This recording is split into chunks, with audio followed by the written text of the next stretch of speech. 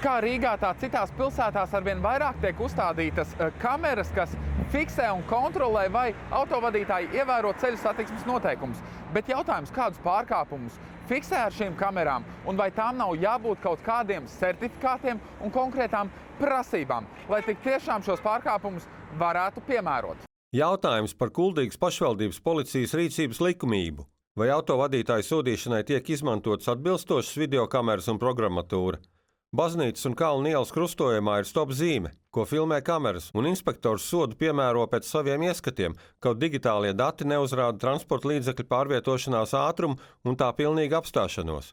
Manuprāt, šajā krustojumā visiem piemērotie sodi ir anulējami, jo nav veikti atbilstoši likuma normām. Netiek izmantotas atbilstošas iekārtas, ar ko var fiksēt pārkāpumus. Pašvaldības policijā, protams, ka ir mums viss certificēts, un mēs strādājam tikai ar licencēm, un visu video novērošanu, uzstādīšanu jau viss ir certificēts. Tas jau tagad būtu skaidrs. Vai ir vajadzīgs ātrums šajā brīdī? Noteikti nē, jo mēs jau ar tehniskiem līdzekļiem tagad to redzam. Inspektors tātad redz, vai automašīna apstājās vai neapstājās. To ļoti labi var redzēt video novērošanas kamerā. Mums tā kamera ir ar numuru noteikšanu, bet tāda specifiska kamera, bet ar ātrumu viņa nav jāne. Kā norāda pašvaldības policijā, pietiek ar to, ka inspektors var redzēt un novērtēt, vai transporta līdzeklis pirms stop zīmes tiešām tiek apturēts. Arī kopumā šīs kameras noder satiksmes uzraudzībai. Latvijas valsts ceļi jau paši paredzējuši un uzstādījuši šīs kameras.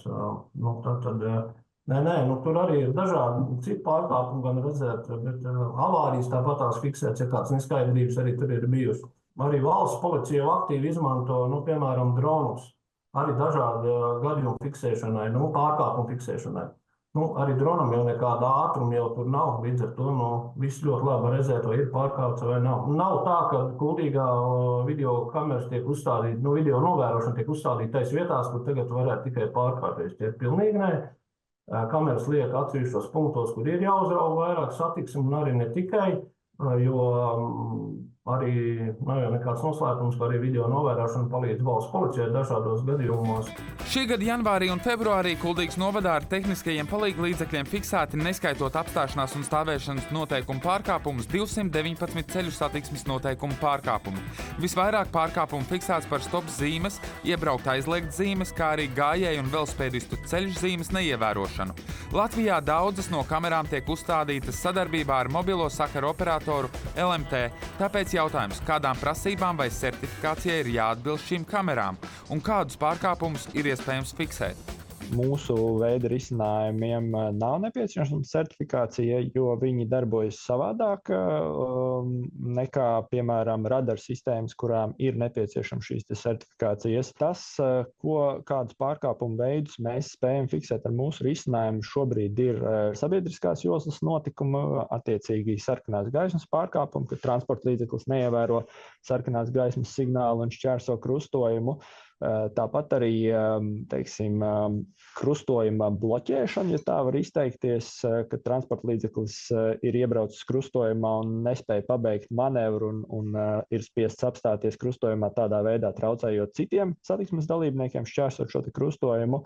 Tāpat arī dažāda veida nogriešanās neatļauts pa labi, pa kreisi vai iebraukšana zem aizlieguma zīmes. Statistikas nolūkiem video kameras var arī fiksēt transporta līdzekļu vidējo ātrumu, proti cik ilgā laikā transporta līdzeklis nokļūst no punkta A līdz punktam B. Tātad tas netiek darīts ar radariem, bet nākotnē varētu satiksmes kontrolei izmantot arī tos. Jā, mēs izskatām iespēju, ka mēs varētu papildus aprīkot mūsu risinājumu arī ar radaru kā iekārtu un tādā veidā arī fiksēt šos ātruma pārkāpumus nākotnē, piemēram. Pat labāk šīs video kameras ir uzstādītas Rīgā, Jūrmalā, Liepājā un Salaspilī, kā arī tiek testētas Mārupē un Daugavpilī. Ir zināms, ka turpmāk pašvaldību skaits, kur šīs kameras tiks uzstādītas, palielināsies. Kristaps Puriņš, Igors Stāts, 4. studija.